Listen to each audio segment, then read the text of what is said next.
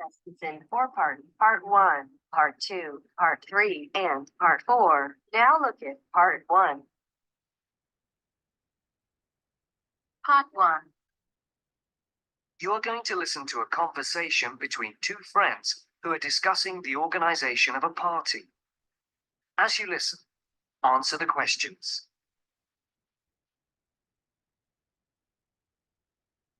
First, you have some time to look at questions 1 to 5.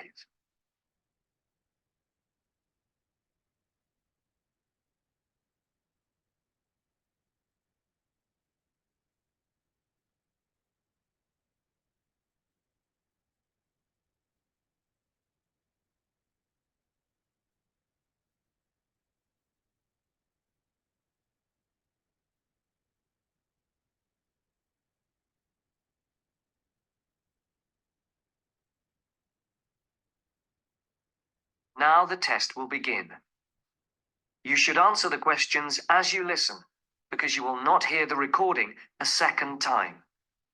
Listen carefully and answer questions 1 to 5.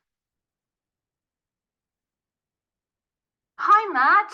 Right on time. Have you been waiting long? 5 minutes. The buses were held up on the high street. Otherwise, I would have been early. Yeah, there's something wrong with them today. Yes, I think so. Okay, what shall we do? Shall we go and have a coffee? Yeah, that would be nice. There's that place on the corner over there.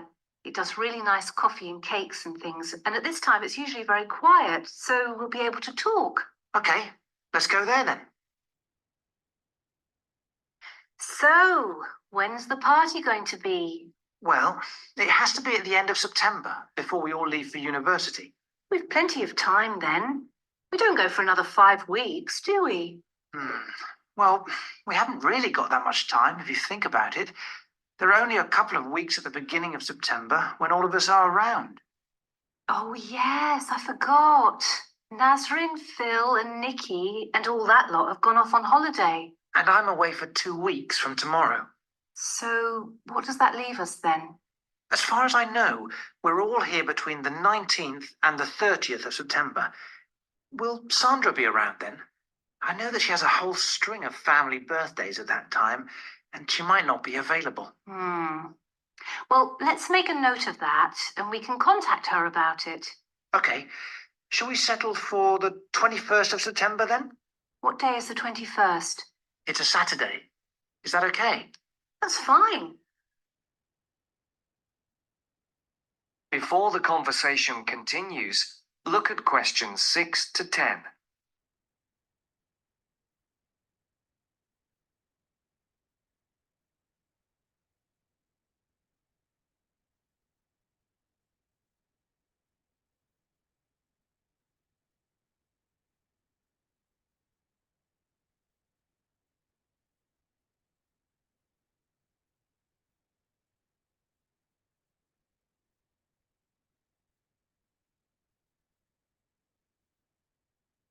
As you listen to the second part of the conversation, answer questions 6 to 10.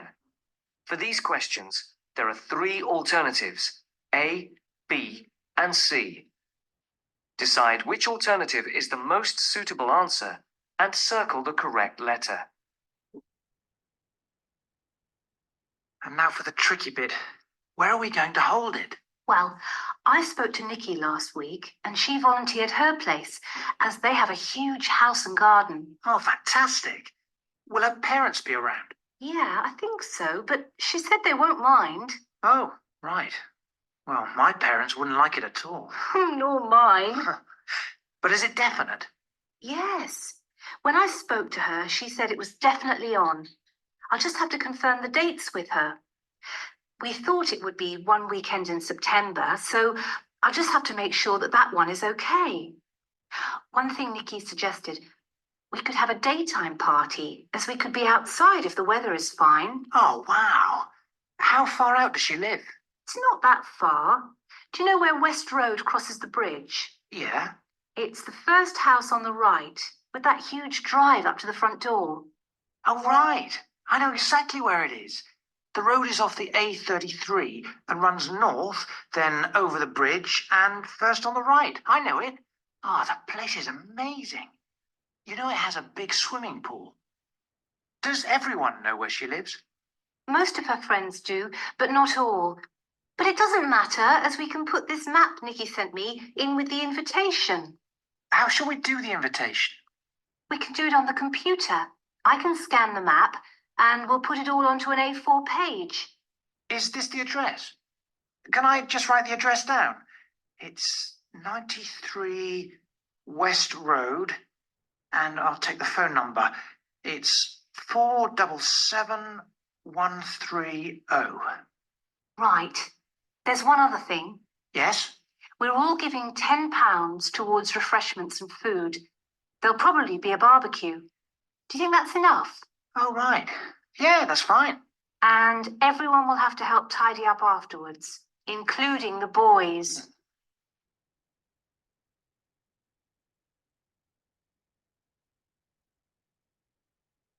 That is the end of part 1. You now have half a minute to check your answers.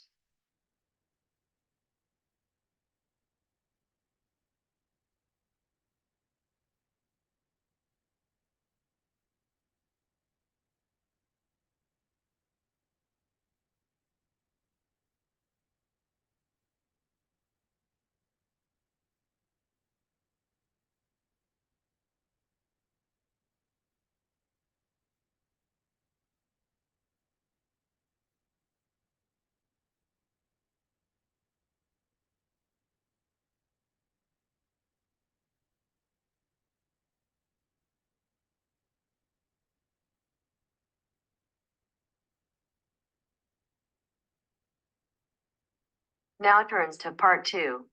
Part 2. You will hear a talk on New Zealand radio about an art sale which is being held to raise money for charity. First, you have some time to look at questions 11 to 13.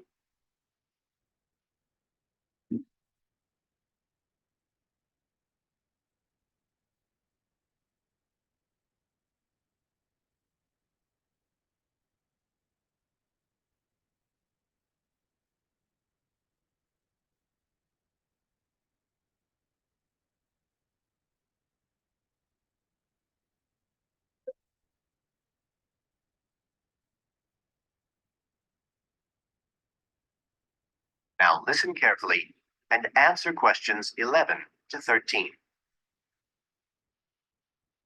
One of the most anticipated art events in Christchurch is the charity art sale organised this year by Neil Curtis. Neil, tell us all about it.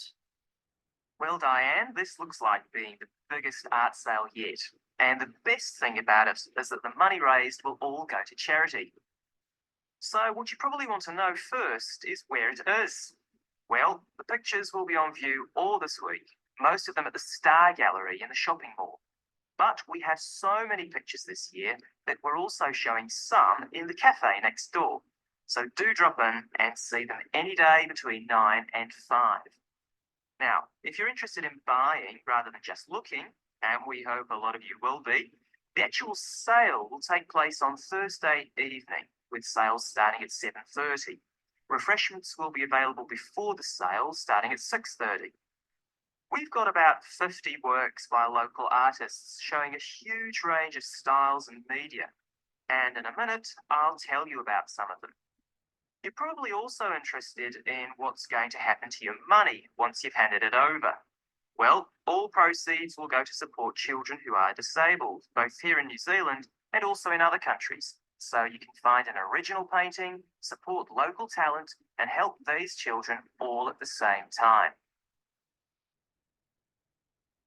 Before you hear the rest of the talk, you have some time to look at questions 14 to 20.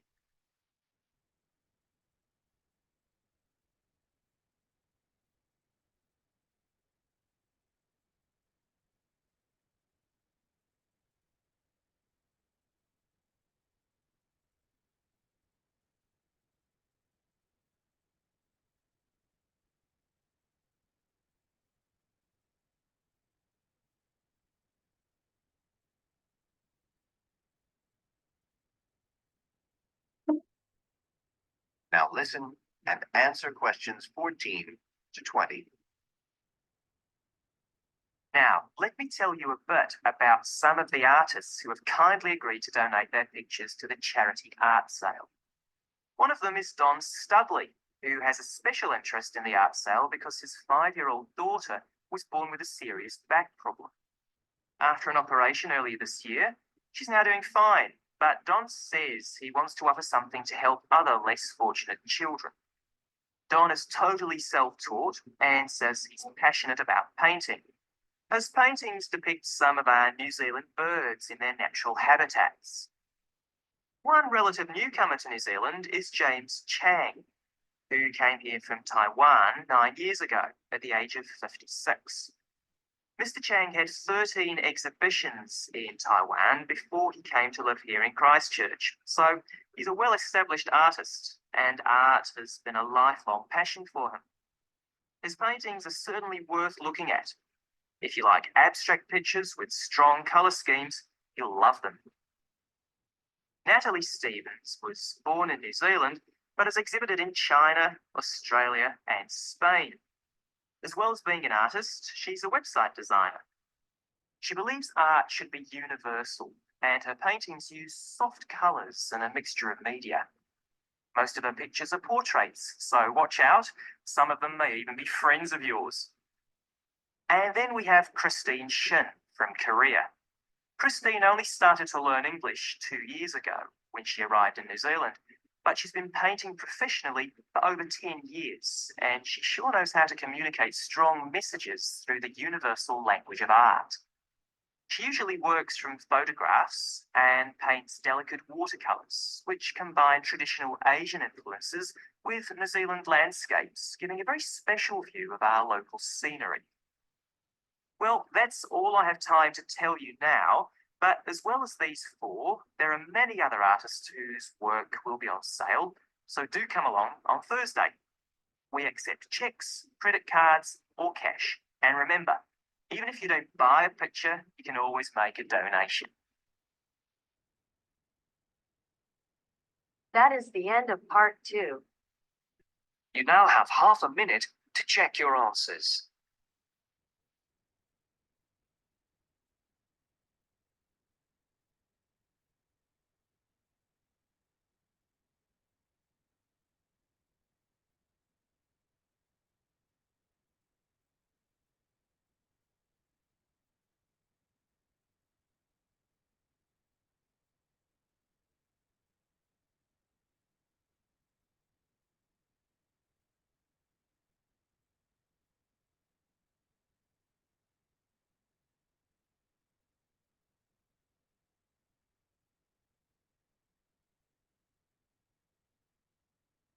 Now turns to part 3. Part 3. Making the decision to stop is just the first step. Yet if you follow these guidelines, no matter how tough it may be to begin with, rest assured. First, you have some time to look at questions 21 to 26.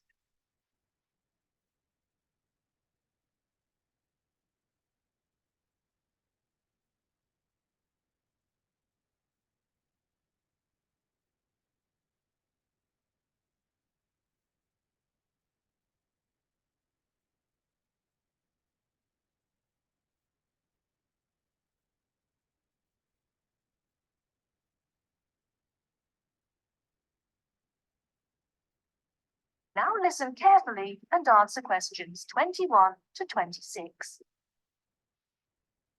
Good afternoon. Welcome to Stop Smoking Now. You're all here today because you've decided to stop smoking. However, making the decision to stop is just the first step. Yet if you follow these guidelines, no matter how tough it may be to begin with, rest assured, you will be on your way to becoming what you want to be, an ex-smoker. The first thing to remember is that there is not only one way. What I'll give you today are various methods you can choose from. They all work and they can all help. The first method I would recommend is based on something we all have, but in different degrees, namely willpower. Of course, just making the decision to stop is an enormous act of willpower alone. But what exactly does this mean? It means having a strong mind, waking up every morning and telling yourself that you will not have that cigarette, no matter how much you may want one. To do this successfully, you really have to be determined to stay focused. You need to be in the right frame of mind. But this isn't as easy as it may sound, and it may mean doing other things to take your mind off having that cigarette, particularly when the urge is strong.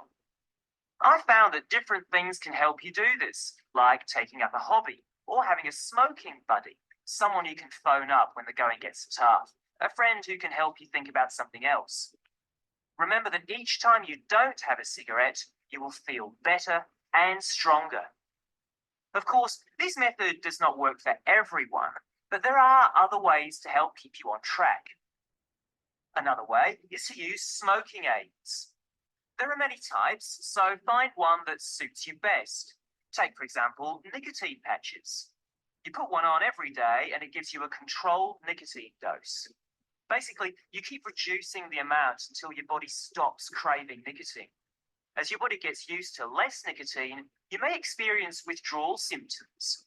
Don't worry about feeling embarrassed people will notice, because many nicotine patches are see-through. So, where do you get them? Well, you can buy them from your local pharmacy or supermarket. You can also ask your GP for a prescription. Before you hear the rest of the talk, you have some time to look at questions 27 to 30.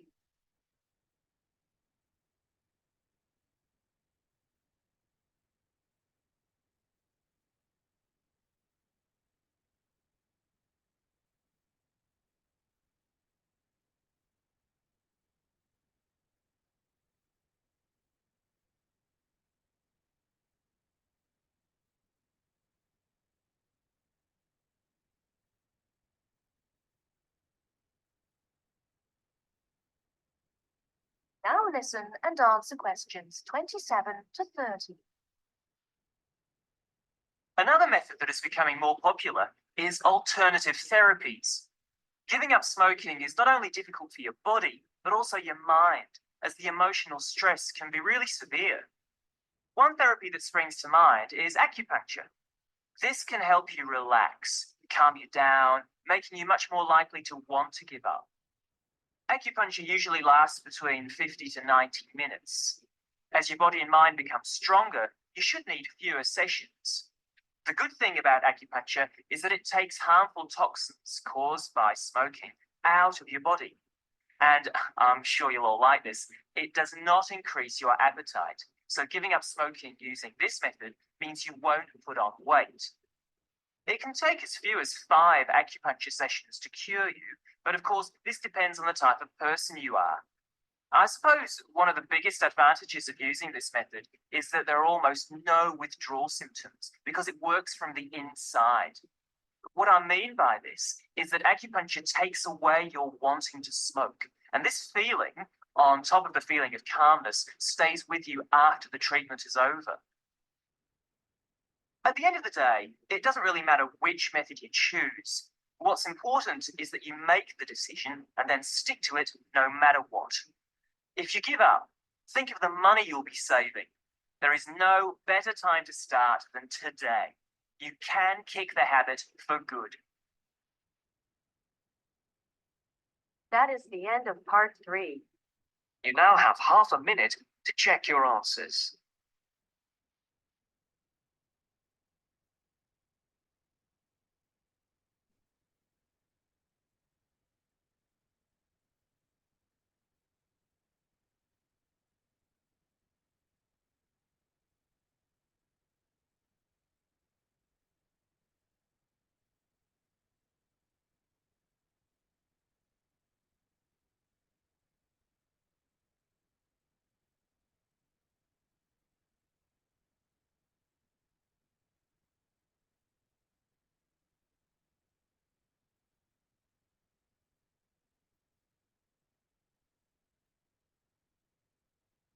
Now turns to part 4.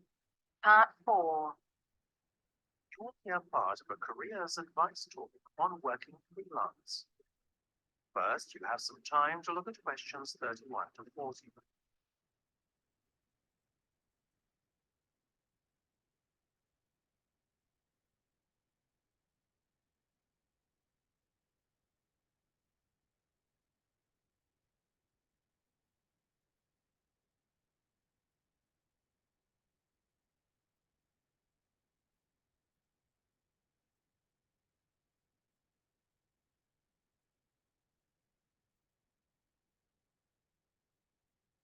Now listen carefully and answer questions 31 to 40.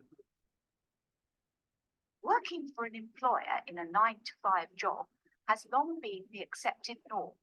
However, this could soon be set to change. A rising level of unemployment, combined with a sense of disillusionment amongst employees with their workday lives, is at the root of this modern-day revolution in the workplace. Now, there is a growing trend amongst people of all ages and from all walks of life to opt for freelance work rather than working for an employer.